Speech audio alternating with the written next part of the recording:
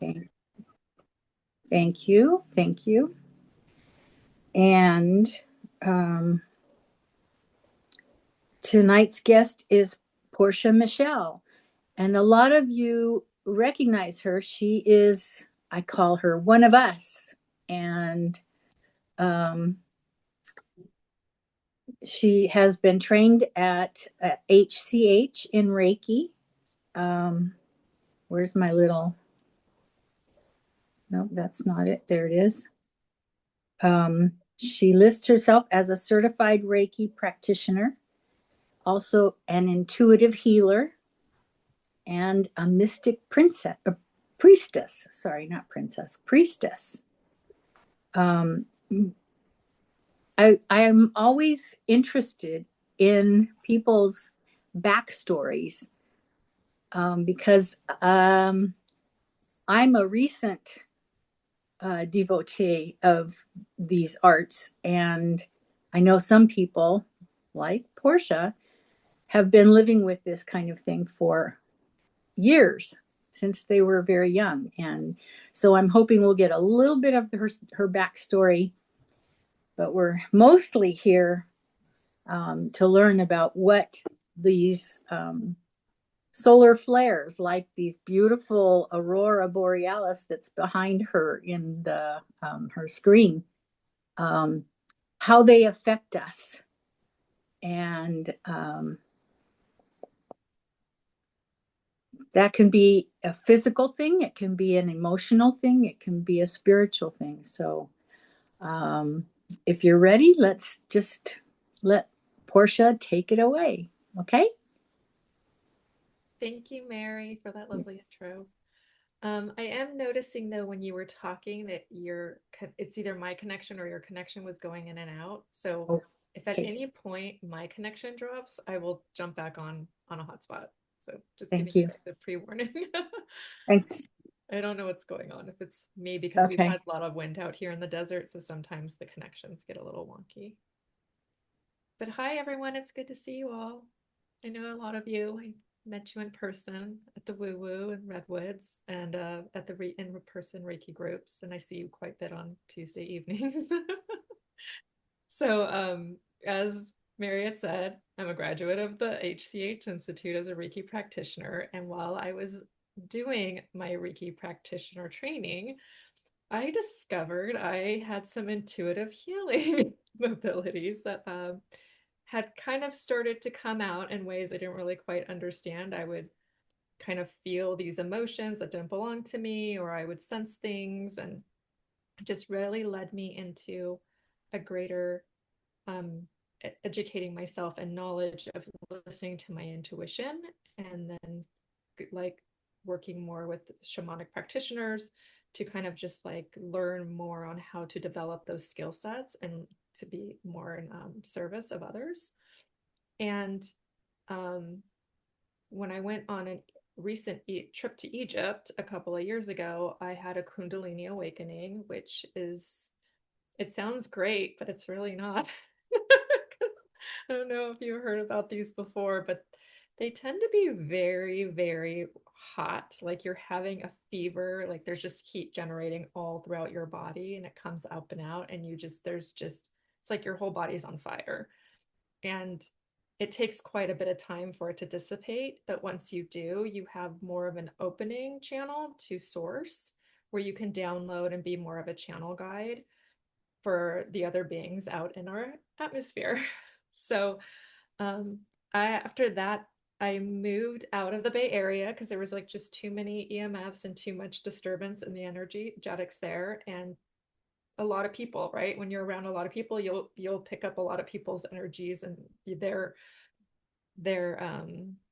portals or whatever they're putting out, their frequencies. So the last year and a half, I have been a nomad. I've been traveling between Tahoe, Joshua Tree, up to Oregon, and now I'm back in Joshua Tree. And I'm doing a lot of grid work. Oh, and Mount Shasta. Sorry, I was along the path. And while I'm at these places, I have been doing a lot of grid work, a lot of channeling, a lot of visiting vortexes and things like that, and just getting more and more into my deeper spiritual practices. So that's about all I can say for like as of recent. So I'd like my presentation is a little lengthy, so I'd like to just kind of get started and jump into it. I'm a believer of for me, I learn things by visuals. And since this is a kind of an interesting topic about getting into the solar flares and the CMEs and ascension symptoms, I thought it would be best if I just threw together a little like presentation to share with you guys, and we can walk through it, and then you can ask questions when we're done. Um, I did include not just the solar flares, but I also put in the moon cycles as well as the planet retrogrades. So hopefully we'll make it through to all three of those areas. But and if I go too fast, please feel free to just like shout out, raise your hand or whatever. Please slow down. Okay? Sound good? All right, great. So I am going to go into presenter mode and share my screen.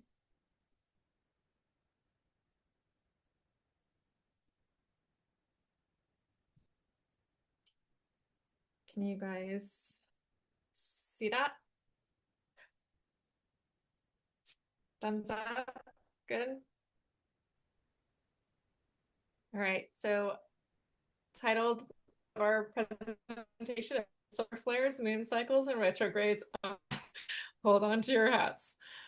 Um, Starting off with our sun. Our sun is the central star of our solar system and provides so much energy necessary for us and Earth. And through the process called sorry, hold on one second. I've got to minimize all of you guys. Nuclear fusion, the sun converts hydrogen to helium, releasing an enormous amount of heat and light. There are two kinds of energy that radiates outward. That's the solar winds and the coronal mass ejections. Now, these are what's going to make our ascension symptoms happen. So solar winds, this is a very great depiction of what they look like too, is when the sun is just blowing a stream of charged particles towards us, right? Um, and it shapes the magnetic environments of the planets. We are going to get into how that is measured 3 slides down, but that's basically how we kind of see on a chart when we're having these like big solar flares. It's affecting the magnet of the environment that we're in, and then that is what affects us physically. Does that make sense?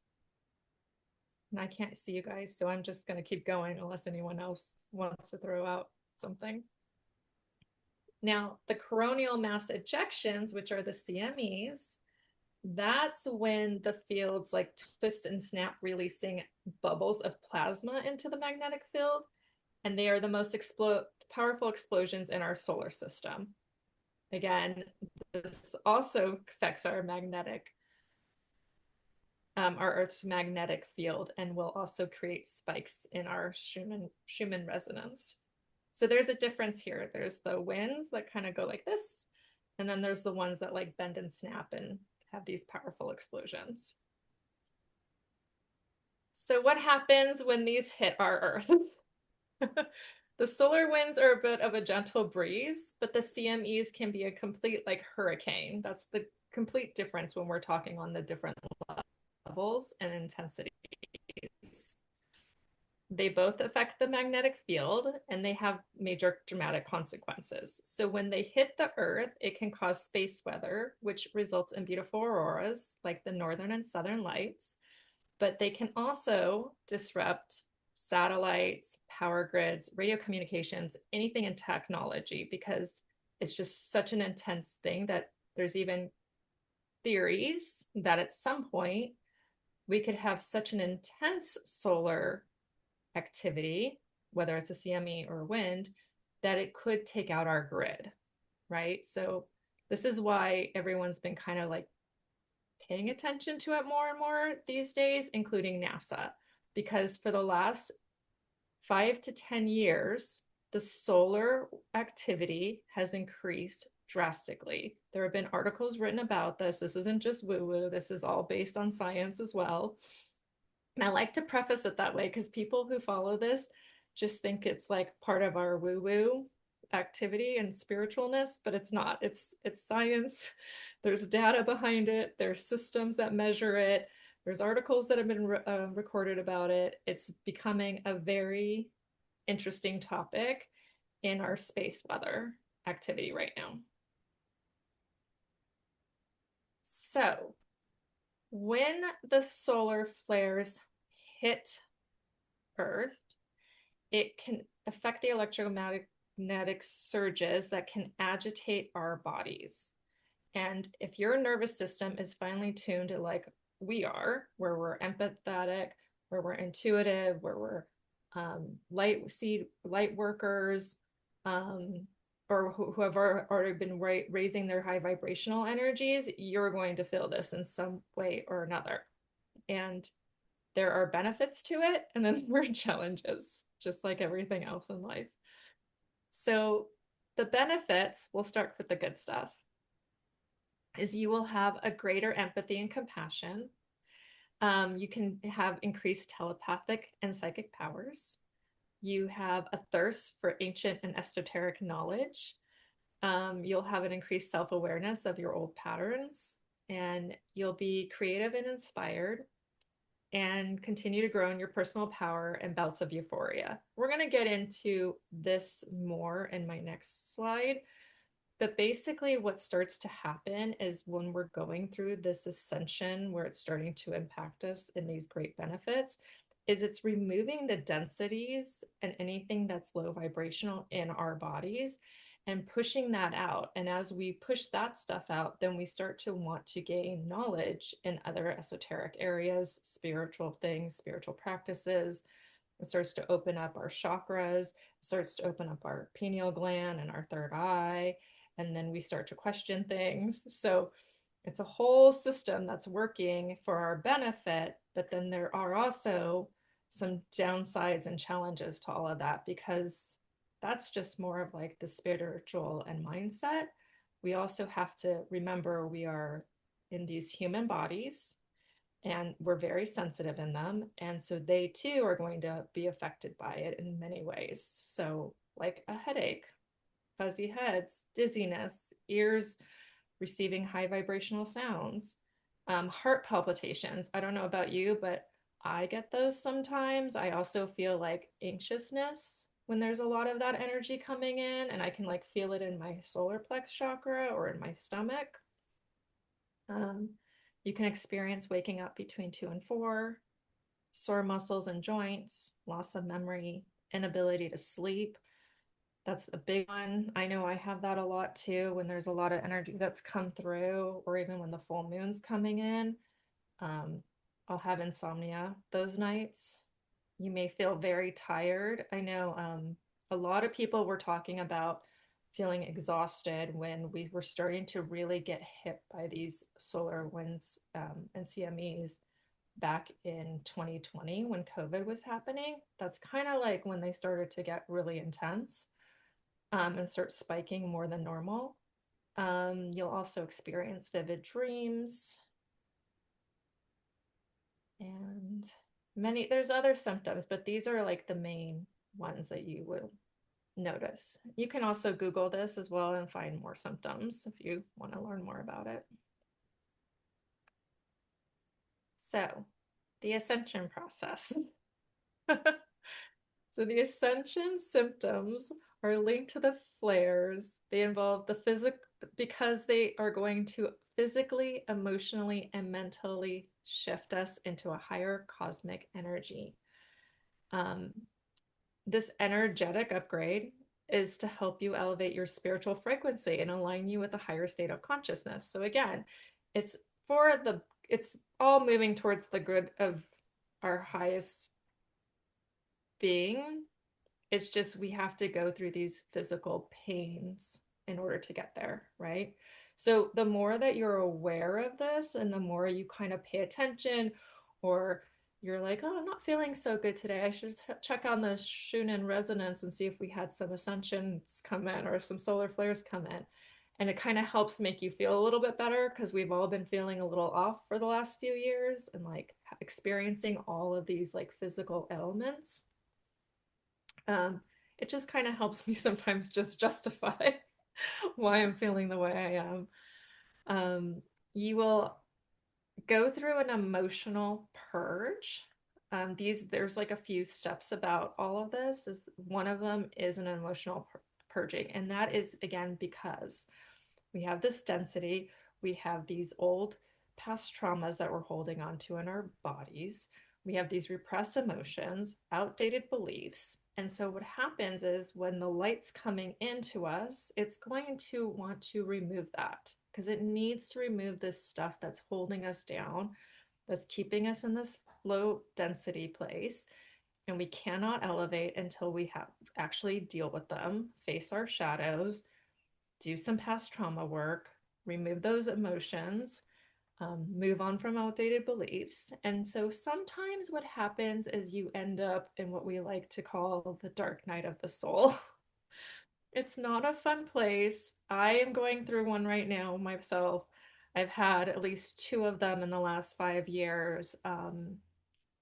But just know that you're not alone and it's temporary. And we are so good right now on having our own personal spiritual toolkits from all of like our spiritual practices that when these kind of moments happen, you just turn to your spiritual toolkit, you turn to your community, you go to Reiki, you go to Tina's turning fork, sit in stillness meditation. And it really does help. It does help a lot. And it's just because you're just having to face some stuff that you don't want to face and some shadows, and you have to remove them in order to, get up to the next level in your vibrational energy. Um, you're also, I mean, during that time, you could feel some like feelings of also grief, anger, fear. And again, it's just recognizing it when it comes up, acknowledging it, sending it love, and then releasing it. That's what I've learned. These emotions, they come up because they want to be seen, they want to be addressed, they want to be loved and acknowledged. And once you do that, you'll feel better, you'll feel lighter. We don't have to like sit there and just spin on why do I feel this way? Where's this anger coming from? Where's this grief coming from? Sometimes we don't want to have to process that and get into our head and do therapy work on it. Just allow it to come up, think it, love it, and release it. Um, this helps a lot on doing a lot of clearing of these because you'll start to have them happen more and more and more frequently the more you do it. And that's why sometimes it's just easier to just acknowledge and release. And also show yourself some kindness and some self love during that time because I know it's really, really hard and difficult for us to have to like sit in that, sit in that gunk and be part of this dark night of the soul. So you do have to have some compassion for yourself during this time and know that it's only temporary, and definitely reach out to your spiritual community and get as much support as you need. Um, there's also another fun side of all of this is that people tend to go through the shedding of identities and ego deaths and loss of friendships, relationships, jobs, hobbies, a lot of like outdated stuff that they no longer reside with. Again, I went through this in 2020. I didn't it didn't resonate with anybody that I was friends with anymore. I didn't know what I enjoyed doing as a hobby anymore. I lost my job.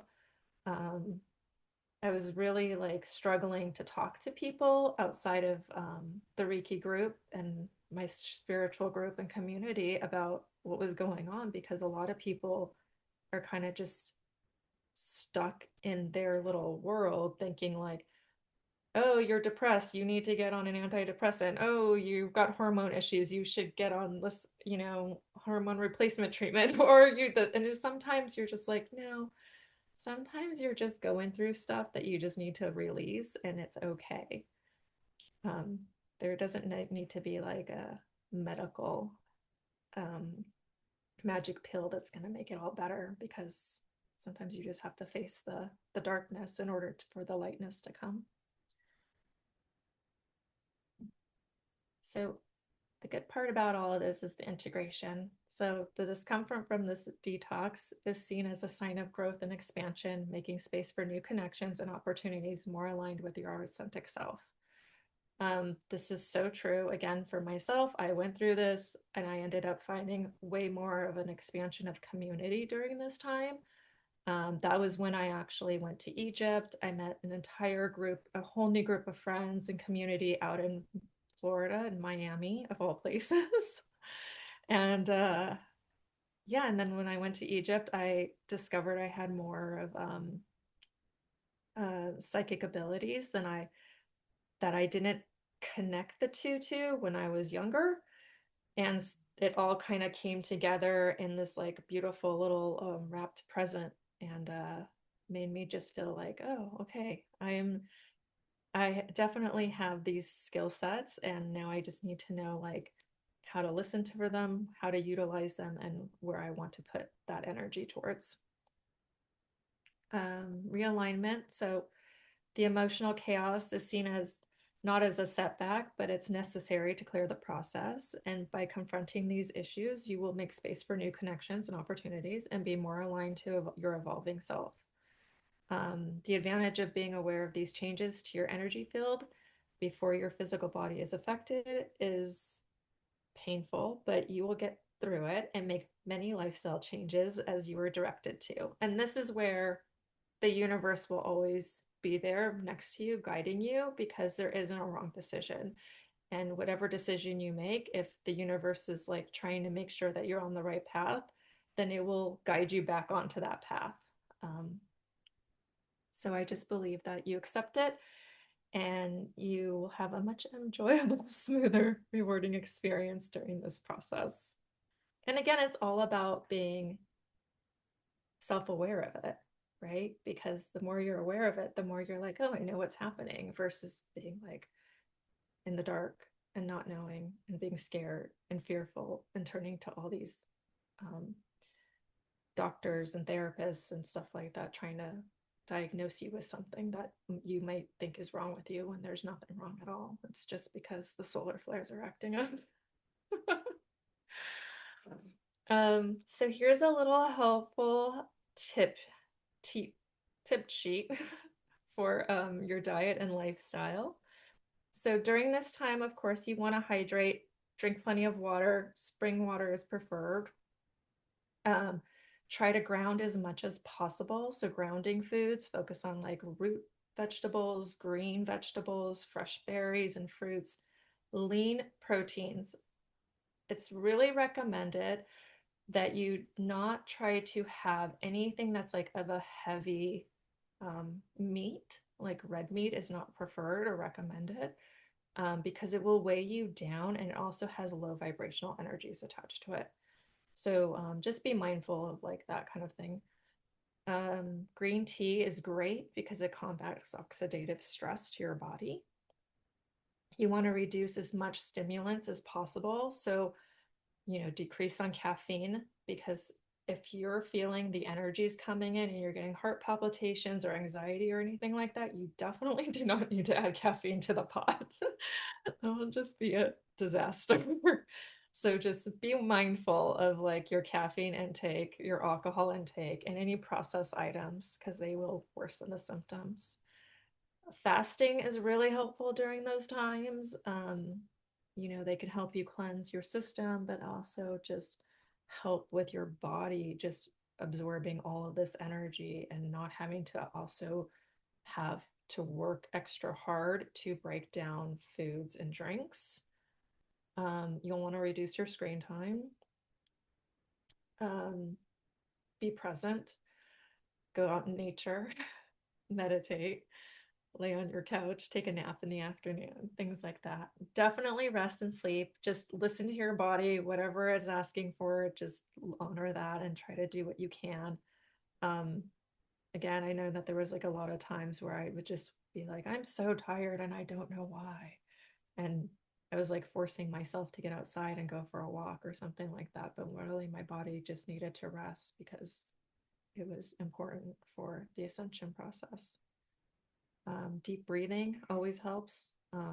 Breath work sessions, somatic exercises, Tiara yoga, even yoga, stretching, um, walking, meditation. Epsom salt baths are great. Those really save me sometimes getting some magnesium back into your system. Grounding, we kind of covered. You want to go outside. It would be great if you could do barefoot on the ground, or I like to go out here in Joshua Tree and lay on the rocks and just like sink into the earth and ground as much as possible. And sunlight is always good too. It's always great to like do the morning sunlight when you first wake up in the morning, go outside, get your sun exposure, get the vitamin D that you need. And magnesium glycinate. This is a must. I really highly recommend this during any time of the year because this really helps your nervous system and also helps you sleep at night and keeps your body um, grounded during all of this ascension process, the ascensions of the solar flares coming in. Okay, the Shunon resonance. Um, this is what most people refer to when they're talking about, oh, the solar flares are spiking and they got to like a 36 today or an X class flare or a C class flare and things like that. This is what we usually refer to in the spiritual community. It does not directly measure the solar flares or CMEs. That is one thing to note. What it does is it reflects the changes in the Earth's electromagnetic environment. And it's monitored by two stations. One is in Russia and one is in Italy. And so, where everything that you see here in the white, this is the amount of light that's come into our atmosphere and hit our environment in the electromagnetic waves. And so what happens is it kind of like this just shows a huge amount of light that's come in, right? And then there'd be like a moment of there's some activity here. The green is also activity, but then it dies down a little bit, then we'll have a pause, and then it will get big again, and then it will just spike again. This is probably one of my favorite graphs because it shows a lot of activity in this one. This is one of those days where you're going to be like, I'm feeling it. I'm feeling it everywhere. You're going to be feeling the heart palpitations. You're going to be feeling the headaches. You're going to be feeling the exhaustion. You're going to be feeling purges. You're going to be crying it out. This is an intense chart, and there's a lot here going on. Portia, Yeah. I'm sorry to interrupt. Does this graph represent like one day, a period of time, or No, it's it's hard to representing 3 days. So up read it? here at the top is the dates. So this is from, mind you, this is from 2023, guys. That's So when fine. I say that the solar flares have been active for the last few years, this is what I mean. It's been constant, just increasing. Yes, so this is from July 7th, 2023, July 8th, where it got a lot more intense, and then July 9th, where it started to be less intense, but still had a lot of activity coming in. Thank you. So the reason why I like this chart is because it's 3 full days of feeling all of this energy. Um, like I said, that so it would have hopefully have been a weekend where we could have all just stayed at home and relaxed and rested instead of having to go to work. Um, but it's a lot. Um,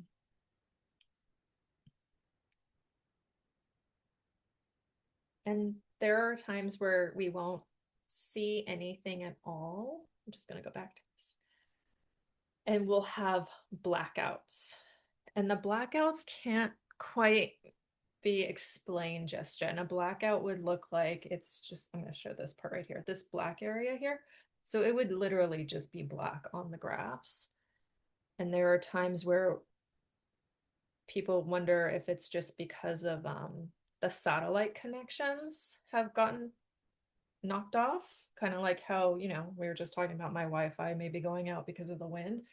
There are times where the satellites will not record something or report it. And that's really interesting and not really like explained yet. Um, and then there have been happenings where on certain portal days or on highly spiritual days that people believe in, that there's a lot of activity that happens, and that's just the other dimensions ways of sending us light because we need it because of whatever's going on down here at Earth, just to kind of help keep our vibrational energies rising while there's all this chaos going on the outside world. So there's a lot of interesting theories about the Schumann resonance reportings on certain days and how it's been increasing so much over the last 5 years as things continue to get harder here on our planet in the 3D world. So that concludes our, should I go back? That concludes our ascension symptoms and solar flares presentation. Do you guys have any questions before we move on to the moon, or should we wait till the end?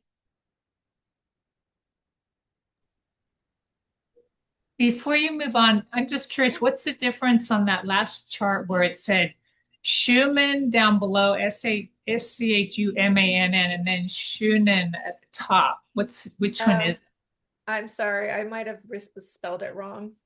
It should be the Schumann, Schumann. Okay, thank you. Yep. And I can send you guys a link so you can look this up on, you can also Google this and it will send you to the two graphs so you can read it on your own at times.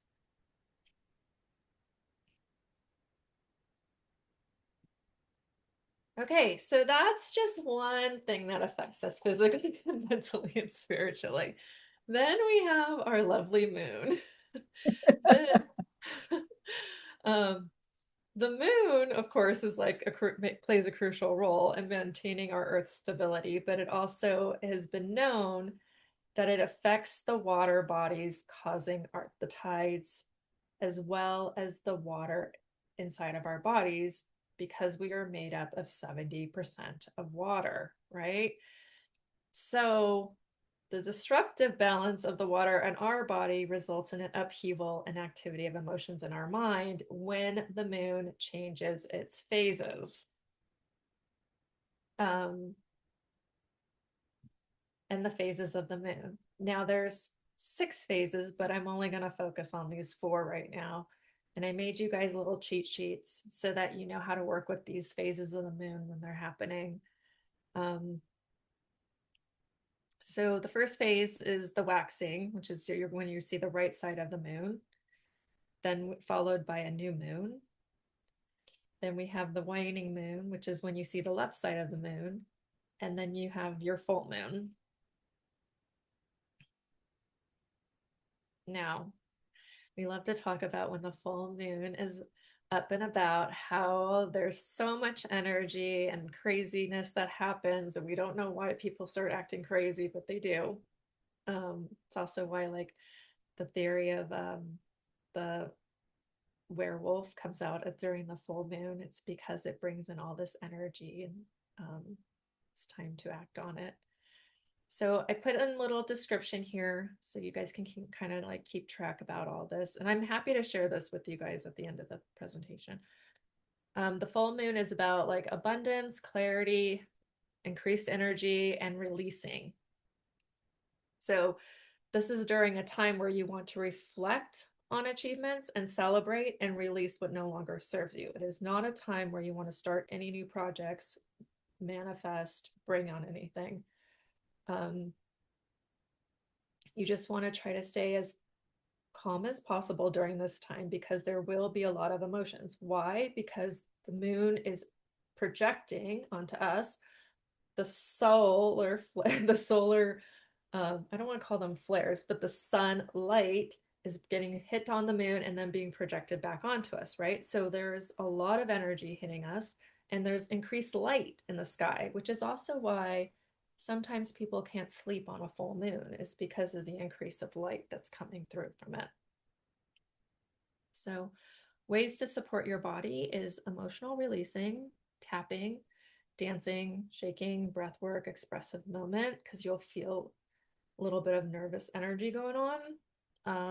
Detoxification is great, dry brushing, detox teas, fasting, salt baths, and grounding. And you may experience less sleep due to the increase in light. Ways you can support your mind is to be mindfulness, meditate to calm emotions, practice gratitude, celebrate progress, release grudges and what no longer serves you. Release, release. Do not hold on to old stagnant stuff. Get rid of it. This is the time. I used to practice full moon and new moon gratifications and meditations when in like during 2020 and on, and I would do this every month, right? I would start with the new moon and call in what I wanted, and when the full moon happened, I would release everything I didn't want any, like didn't need anymore for that, for what I called in or what wasn't working, and I would celebrate the successes and stuff like that. And this little ritual really, really worked for me. I don't know if any of you guys have tried it, but it was really it was helping me keep a spiritual practice that was really simple and easy, but also like I was noticing that there were definitely changes and shifts happening and things that I was releasing and calling in that was just working to my favor. So I do believe that we do have a connection to all of this stuff in some way or another, whether you believe it or not. But what you believe, it definitely manifests out that way. Okay, so on to the waning moon.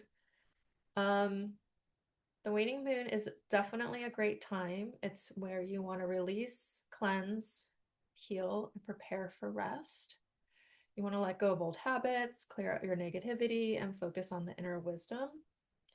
This is when you're preparing for the new moon coming. So you're moving into supporting your body with rest and self-care, simple foods, relaxing baths, still dry brushing, quiet hobbies like reading, journaling, or meditating. Forgiveness rituals is really important during the waning moon. And then to support your mind, you want to let go of anything that no longer serves you. Do some inner processing, again, journaling, reviewing, and avoiding new challenges.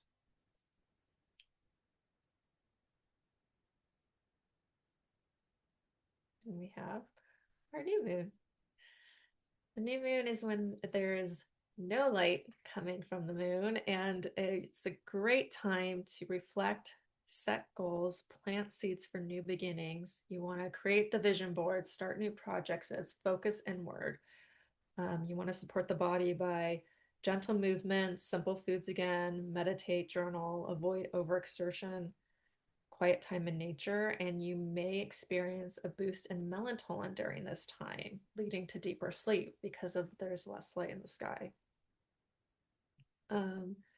You want to practice for your mind, mindfulness, gratitude, celebrations, progress, releasing grudges again, because we don't want to hold anything out in onto us that moves into our next planning for the next cycle, and prepare. And this is where you want to call in things. So like when I was doing my monthly moon rituals, I would call in like, these are the goals I want to have, or this is what I'm calling in. Like I needed, I was freelancing at the time, so I wanted to call in X amount of dollars from freelance clients, and I wanted to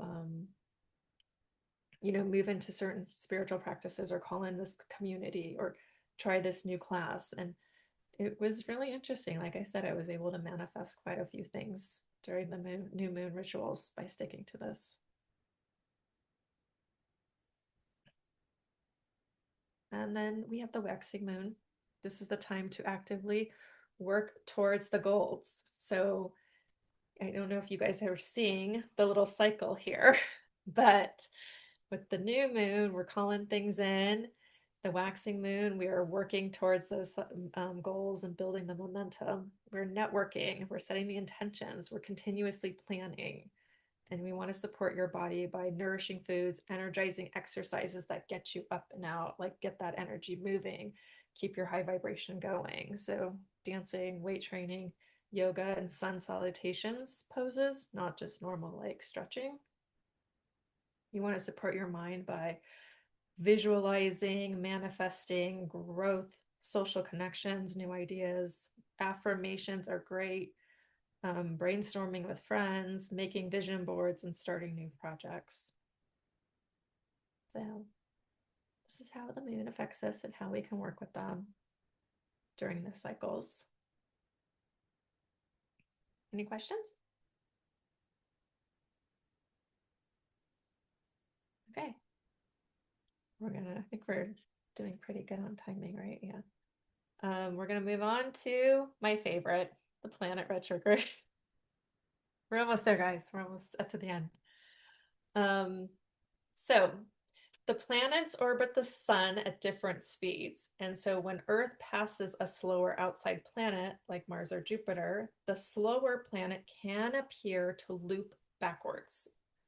And so during this time, we call it a retrograde, but it really isn't going backwards. It's just an illusion that it is. So during the retrogrades, which I'm sure many of you have heard of the famous Mercury retrograde, um, and there are many other retrogrades that the planets have their own symbolisms and areas of expertise that they focus on, which I put together a little cheat sheet for you. But during any of the retrogrades, if you hear of them, if you're like, oh, I heard so like Venus is in retrograde or Jupiter's in retrograde, all of the retrogrades are just seen as periods for revisiting, rechecking, rethinking, repairing, and rest. So we have a lot of things going on in the sky. It's always something new, but some of the ones to pay attention to are usually like the Mercury retrograde, Venus retrograde is my favorite. Pluto retrograde was pretty good because Pluto is now in Aquarius for the next 13 to 15 years. It's going to upheaval a lot of things. So when it went into retrograde, it was more of a calming time where it wasn't affecting Aquarius the way it is when it's stationed in Aquarius. So that was kind of nice because it hits my sign, Aquarius. And so for a couple of months there, I could take a deep breath and relax and knew that like nothing was going to go haywire and that we were just rechecking and resting. We had a resting period. There's other planets that have different aspects that also when their retrogrades hit, you might feel it. So it's always just good to pay attention to. Some of them you're not going to like hear them thrown around as much, but sometimes if you're doing an astrology report or you're looking up your transits, it's always kind of just like a good thing to pay attention to. If you're starting to feel some of these things, it could be an explanation as to why.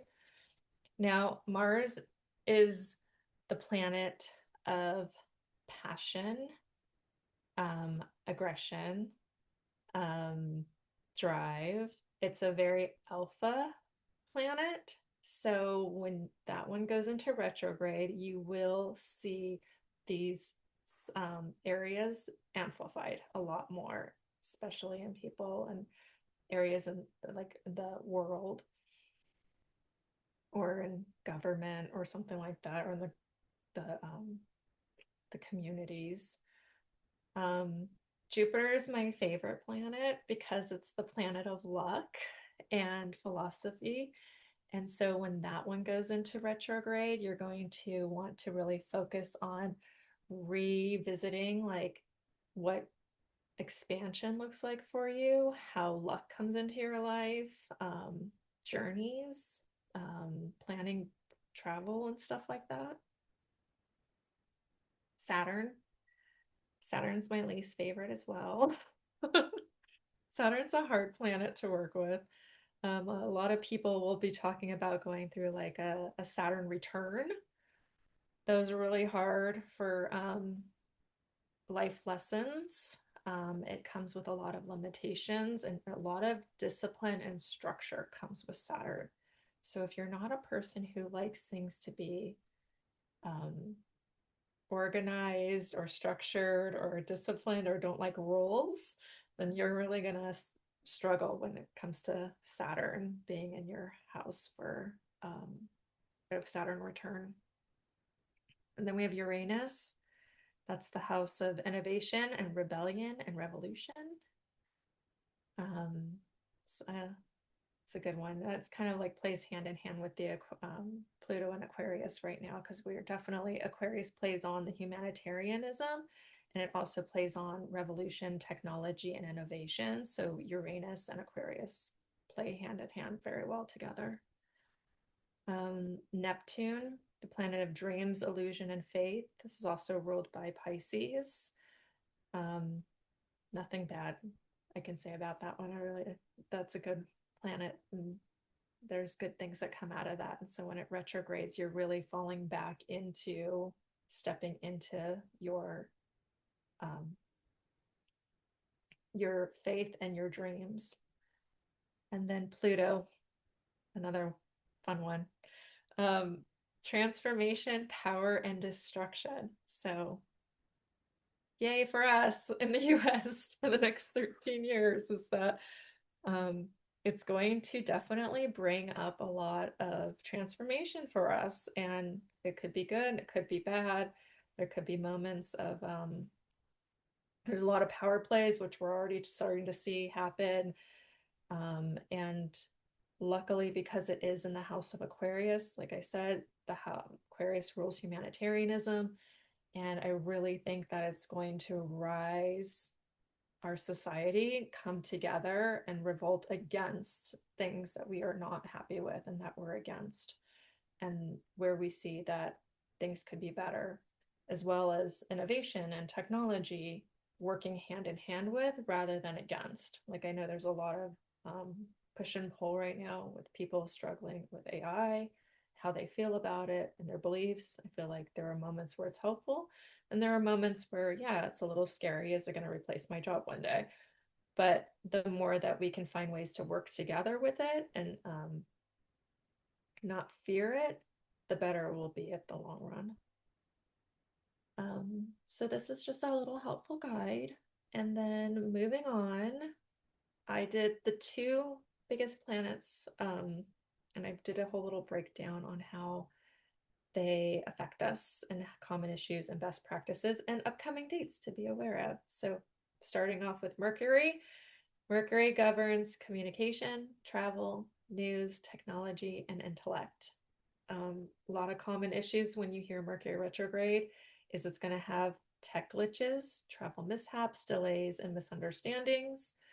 And the best practices are self-reflection, organizing, reviewing, and letting go. Just let go. Let it surrender. Surrender to Mercury retrograde. That's the best thing I can say about that one and give the most advice. I tend to be really, this is on my calendar all year long, these dates, because as a producer, I try not to have our shoots happen during these dates, just to kind of like ensure that we don't have any mishaps and stuff like that. I have had some luck with that, but there have been times where we have had to have a shoot or and travel during these times. And luckily, I carry a lot of grounding stones with me during this time. Like obsidian is really good, tourmaline, any grounding stones, some shunite. Shunite's great because it helps like with the EMFs that are coming from every which way. But really just kind of give in, surrender, know that your computer is going to crash on you or that you're going to miss your flight or something might happen. And then lastly, but not least, we have Venus. And Venus, governs relationships, self-worth, beauty, and finances. This is an interesting one because everyone always thinks of Venus as love, you wouldn't think finances would be in with its govern, with like an area that it like oversees and governs, but it does. But there's good ways of working with it, and you just want to be mindful of having good best practices. So when Venus is in retrograde, you do not want to. Oh, we'll start with common issues. Um, so you'll experience some relationship tensions, insecurities, self-doubt, financial misjudgments, and resurfacing exes and questioning past values. Some best practices would be focus on self-love, recognizing your own worth, do not start new relationships or get married, avoid drastic beauty makeovers, and avoid impulsive big purchases. Venus also rules creativity. So this is a good time too to also like step into and revisit like some creative projects or passions that you might be interested in, but don't act on them until after it comes out of retrograde. And there isn't one until October 3rd, 2026. And it's actually going to be ruled in Scorpio, which will be interesting. It'll be very passionate, I can say. And that concludes my little presentation for you guys. Wow, that was enlightening. That's a lot. Sorry. No worries. Thank you. See, I Are told you there there any? was a lot in the stars, Mary. I try to bring in some of the astrology stuff. You did, yeah, yeah. And I'm a person who doesn't really know a lot about astrology, but I had definitely experienced retrograde problems, and I think we've talked about that frequently on our Tuesday night show get-togethers. So that's something that frequently would come up. Does anyone have questions? You're welcome to throw the matter. Yes, Kaya. Kaya, go ahead. Unmute, please. Yeah. Just quickly, so we do get a copy of this meeting, correct? This presentation. We'll get the video. Yes. I Yeah. will send the recording and whatever Porscha supplies to us with the handouts by email. Yeah. Thank you, because this is something I would want to address, to look at Yeah. and review and show it to friends and so on. It's really very helpful. Thank you. It's a big My thing, conversation to have without having some kind of a visual to kind of guide you through it, because people don't really, like I said, the solar flares and CMEs, they're very different. And what do they look like? How do they yeah, react? absolutely. And Mhm. we do talk about them and notice them, but this is a lot more information about what they are, Yeah. which is great. And And I try to my keep it simple too. I wasn't trying to get into like NASA science talk. well, you could do that sometime as far as I'm concerned. Um, yeah, and my particular interest, I don't know, passion is the what do we call it? The ascension Hmm. and what that's about, and the ETs. Hmm. I don't know how much that interests you or you know about it, but it's really, these are different facets Mm-hmm. of what's going on right now. And I don't know if you know who Pam Gregory is. I Mm-hmm. do. Yeah. Well, this is a one I know basic things about astrology, not a whole lot, but basic things. So I She's just thought, amazing. Yeah, she is. yeah, she's complete, and she really acknowledges the ascension and the changes that are Mm-hmm. going on. It's just, oh, so anyway, I just really amazing that I really appreciate all this info, and Yeah. Thank you, thank Kaya. you so That's great. much. Tina, you have a question? I do. First comment though, Portia, you would need to do classes around this stuff. I would be totally signed up. So I'm just letting you know that. So if you decide to do some more, just keep me in your loop. But my question is, so I've been doing some work with people. I am not an astrologist at all, but I have been pulling people's astrology tropically, and I'm running into a lot of people that have like tons of like retrogrades or what do they call that? Standpoint retrograde or something like that. It'll be an SRX besides just RX. Do you have any thoughts or anything? I mean, like for me, I was born on Mercury retrograde. You can use me as an example. I seem to come alive and have a better response during that time period, but I don't know. Do you have any thoughts on that by chance? Or any wisdom on that? I'd have to think about that and get back to you, Tina. I mean, going back to what we showed about Mercury that rules um, communication, news, and technology. I mean, if there weren't any glitches with the birth of your of you coming into the world, then I'm not quite sure how a retrograde affects you in that sense. But I don't know. I'm not an astrologer. I do have some friends who are an astrologer, so they could probably like give you a little bit more insight when it comes to like your sign, the time and day you're born and where and all that stuff. It's more like for me about paying attention to what the planets are doing and where they're at and how they affect us at that time.